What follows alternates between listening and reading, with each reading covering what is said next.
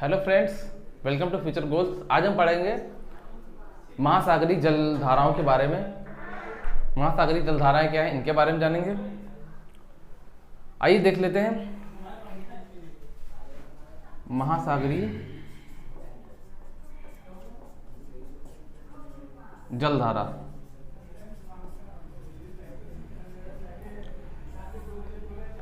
इस टॉपिक से एग्जाम में डायरेक्ट क्वेश्चन पूछ लिया जाता है कि महासागरीय जलधारा कहाँ पे है।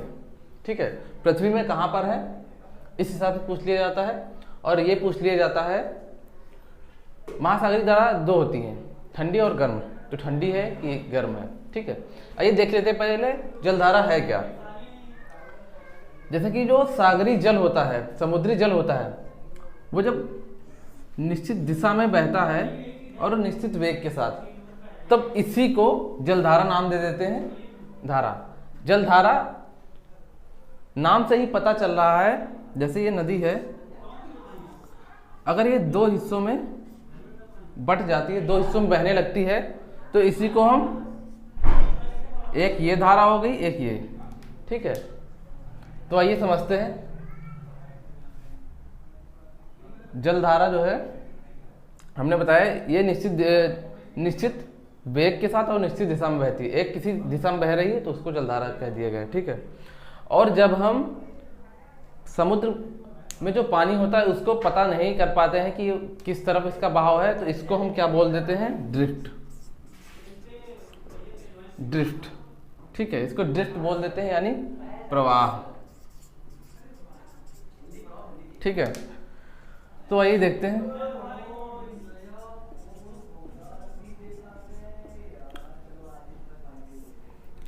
जलधारा का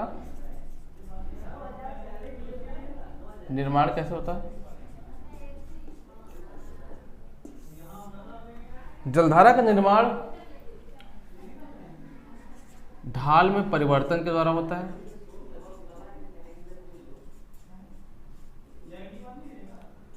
जब ढाल में परिवर्तन होता है इधर से उधर, तब पानी जो है मूव करता है कम ढाल की तरफ। और पवनों के द्वारा होता है। ठीक है, जब हवाएं चलती हैं। और तीसरा है लवणता, यानी कि पानी जब खारा होता है तो उसके द्वारा होता है। जैसे कि समझते हैं, ये लाइन बीच में खींच दी हमने। ठीक है, लाइन के इस तरफ ज्यादा खारा पानी है और इस तरफ कम खारा पानी है। ठीक है, तो कम खारा वाला पानी क्या होता है, ज्यादा खारे वाले पानी के ऊपर बहता है। क्यों? क्योंकि जो ज्यादा खारा वाला पानी है उसका घनत्व काफी हो जाता है, तो ये काफी वजन होके नीचे बैठ जाता है। तो कम खारा वाला पानी इसके ऊपर बहने लगता है। तो इसको इसी हिसाब से भी, इसके हिसाब से भी जलधारा जो है नाम दे दिया जाता है। और देखते हैं, पृथ्वी के घूर्णन के कारण, पृथ्वी जब घूमती है, ठीक है, जब घूमती है, पृथ्वी मूव करती है, तो समुद्र के पानी की दिशा काफी चेंज हो जाती है कई दिशाओं में। तो उसके कारण भी जलधाराएं बनती हैं। ठीक है, तो हमने 4 प्रकार बताया कि इन 4 प्रकारों से जलधाराएं बनती हैं। और जलधारा कितने प्रकार की होती हैं? 2, एक ठंडी, एक गर्म। ठीक, ठंडी में क्या है, ठंडी जलधाराएं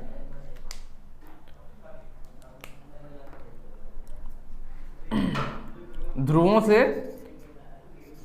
भूमध्य रेखा के बीच चलती हैं, ध्रुवों से भूमध्य रेखा की तरफ बहती हैं, ध्रुवों से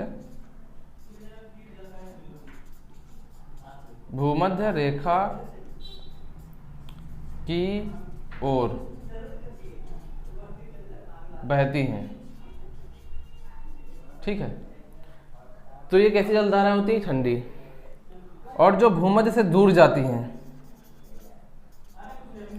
जो इक्वेटर से दूर जाती हैं, इक्वेटर से ध्रुव की तरफ जाती हैं, ध्रुवों की तरफ, वो कैसी होती हैं? गर्म। ठीक है, यानी जिनकी दिशा ध्रुवों से भूमध्य रेखा की तरफ जाती है वो ठंडी होती हैं, और जो भूमध्य रेखा यानी इक्वेटर से दूर जाती हैं ध्रुवों की तरफ वो गर्म होती हैं। यहाँ क्या होता है? तापमान कम होता है, इनसे तापमान कम होता है। ठीक है, और क्या होता है? जब तापमान कम होगा तो वहां पे बारिश भी नहीं होगी, वो क्षेत्र शुष्क हो जाएगा, फिर वो क्या हो जाएगा? मरुस्थल में बदल जाएगा। तो ठंडी जलधाराएं मरुस्थलीकरण करती हैं, ये हो गया। और यहाँ पे तापमान ये बढ़ा देती हैं। जब तापमान बढ़ जाएगा तो वहाँ पे बारिश होगी, बारिश होगी तो घास उगेगी, जंगल पाए जाएंगे, तो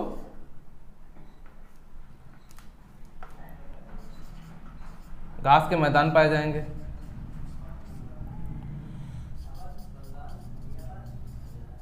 वन। ठीक है, तो इसमें ये हो गया। और हम पढ़ेंगे मैप के द्वारा, पूरा वर्ल्ड मैप बनाएंगे, उसमें बताएंगे कौन सी जलधारा कहाँ पे बहती है, उसका नाम क्या है। इन पे क्वेश्चन ऐसे पूछे जाते हैं कि कौन सी, डायरेक्ट क्वेश्चन पूछ लिए जाते हैं कि कौन सी जलधारा ठंडी है या गर्म, इतना ही पूछ लिया जाता है। और ये पूछ लिया जाता है कि कौन सी जलधारा कहाँ पे बहती है। ठीक है, तो आइए अब देखते हैं मैप में। अब देखते हैं मैप पे हम बताएंगे कहाँ कहाँ पे कौन से सागर में, कौन से महासागर में कौन सी जलधारा किस तरफ बहती है, कहाँ पे है। चलिए देखते हैं। ये जो हमारी है इक्वेटर भूमध्य रेखा, इसी के दक्षिण में ये दक्षिणी गोलार्ध और उत्तर में उत्तरी गोलार्ध। ठीक है, तो यहीं पे ये जो आपको सागर दिख रहा है ये उत्तरी अटलांटिक महासागर है, ये दक्षिणी है। ठीक है, पूरा अटलांटिक महासागर है। तो यहाँ पे जो जलधारा है इसकी दिशा ऐसे है, तो ये उत्तरी अटलांटिक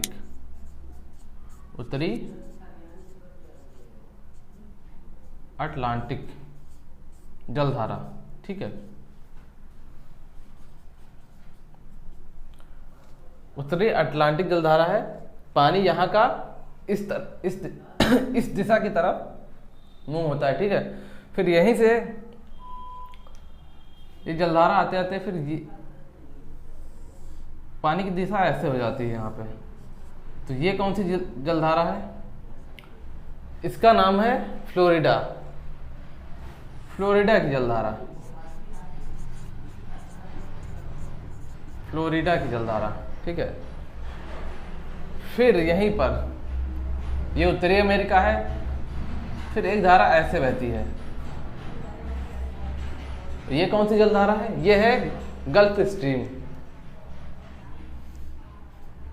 ये सभी जलधाराओं में सबसे तेज बहने वाली जलधारा है, एग्जाम में पूछा जाता है। Gulf stream.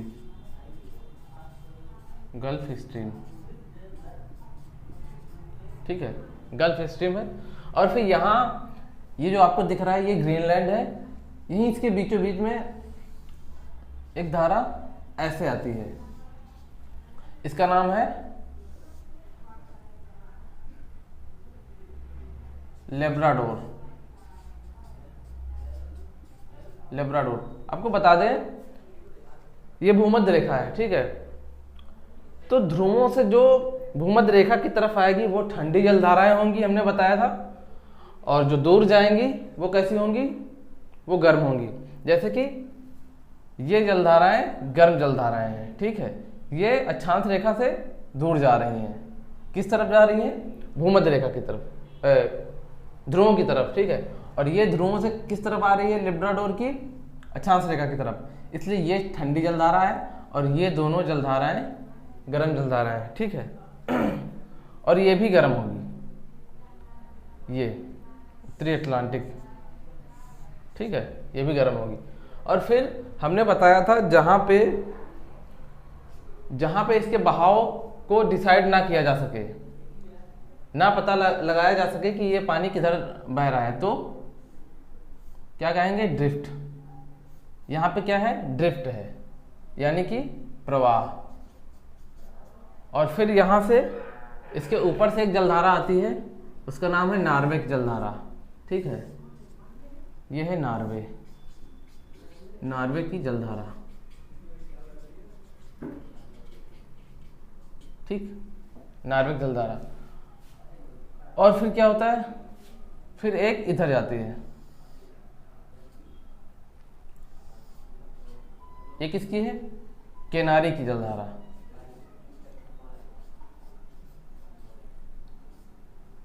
केनारी की जलधारा, केनारी की जलधारा। ठीक है, और अगली जलधारा की बात करते हैं। ये जो आपका साउथ अमेरिका दिख रहा है, इसके पश्चिमी तट पर एक जलधारा आती है, पेरू की जलधारा। इसको हम्बोल्ट जलधारा भी कहते हैं, क्योंकि हम्बोल्ट ने इसको खोजा था पहली बार। पेरू की जलधारा या हम्बोल्ट।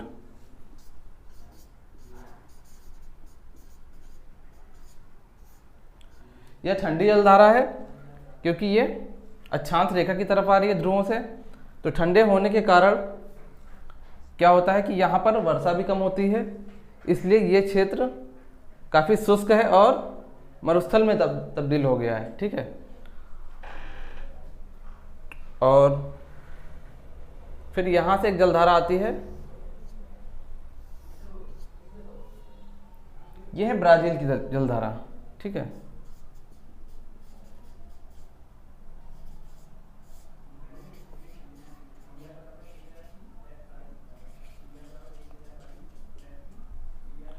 फिर यहाँ से इस तरफ आती है फॉकलैंड की जलधारा।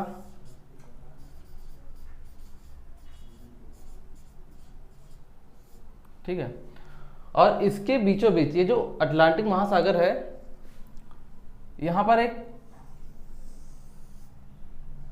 ऐसे एक समुद्र बन जाता है। इसका नाम क्या है, इसका नाम है सैरगासो समुद्र, सैरगासो सागर।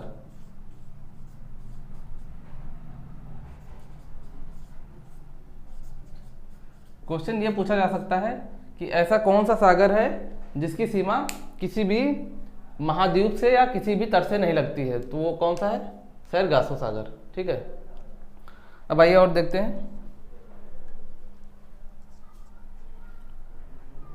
यहाँ इंडियन ओशियन में यहाँ पे है,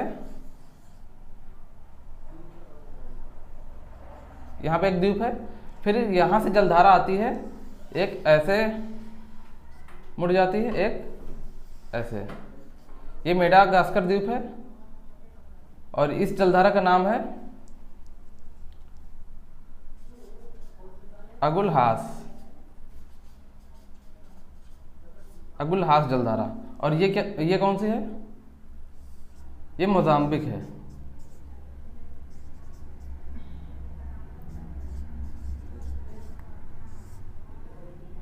मोजाम्बिक जलधारा है।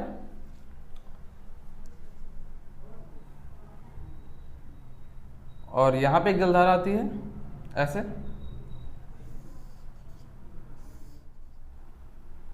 बेंगुएला इसका नाम है, बेंगुएला। ठीक है, ये बेंगुएला है। तो ये कैसी जलधारा होगी, ये अक्षांश रेखा से दूर जा रही है, तो इसलिए गर्म होगी। ठीक है, तो इसीलिए यहाँ पे रेगिस्तान है, और यहाँ पे क्या होगा, ड्रिफ्ट पाया जाएगा, यहाँ पे प्रवाह। ठीक है, और ये जो ऑस्ट्रेलिया दिख रहा है आपको, ऑस्ट्रेलिया के पश्चिम में एक जलधारा ऐसे होगी ठंडी, तो ये कौन सी होगी, ये पश्चिमी ऑस्ट्रेलिया जलधारा है, पश्चिमी ऑस्ट्रेलिया जलधारा, ठीक है। पश्चिमी ऑस्ट्रेलिया जलधारा है। और देखते हैं ये जो सैरगासो सागर है इसका नाम क्यों पड़ा, क्योंकि यहाँ पर इसी जो सरगासो घास है उसके जैसे यहाँ पे शैवाल पाए जाते हैं, ठीक है, सुनहरे और भूरे रंग के, तो इसलिए इसका सैरगासो सागर नाम दिया गया। और यहाँ पर अब बात करते हैं आगे, ये पैसिफिक ओशियन है, ठीक है। तो यहाँ पर एक जलधारा है क्यूरोसियो की, ठीक, क्यूरोसियो की, और यही ऊपर से आती है रसिया से अक्षांश रेखा की तरफ, ठीक है, इक्वेटर की तरफ। इसका नाम क्या है, क्यूराइल, क्यूराइल की जलधारा, ठीक है। और फिर आगे जो है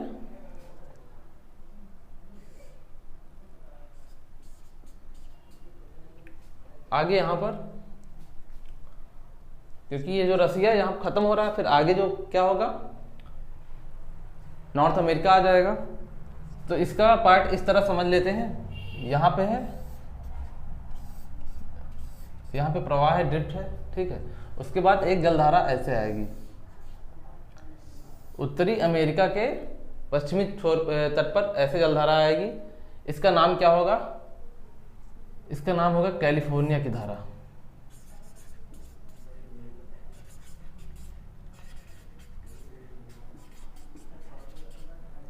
कैलिफोर्निया की जलधारा, ठीक है। ये जलधारा होगी। अब कौन सी बची,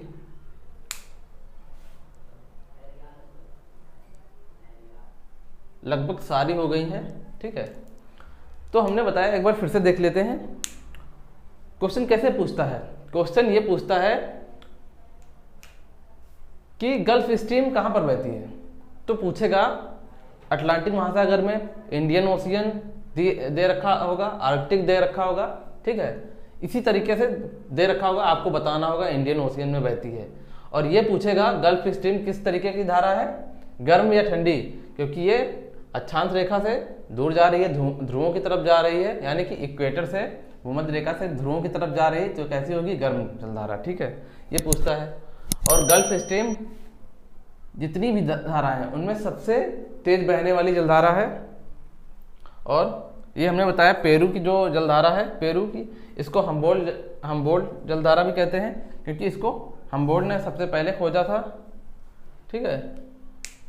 लगभग सारी जलधाराएं हमने पढ़ा दी। इनको याद करना है कि आपको कौन सी ठंडी जलधारा है, कौन सी गर्म है, ठीक है, ये याद रखना है। जो ये भूमध्य रेखा है इससे जो दूर जाएंगी, ठीक है, वो कैसी जलधाराएं होंगी, वो जलधाराएं गर्म जलधाराएं होंगी, और जो इसके पास आएंगी वो कैसी होंगी, ठंडी होंगी, ठीक है, इतना याद रखना है। मिलते हैं अगले वीडियो में। अगर ये वीडियो पसंद आया हो तो वीडियो को लाइक करिए, शेयर कर दीजिए, ठीक है। तब तक के लिए थैंक यू।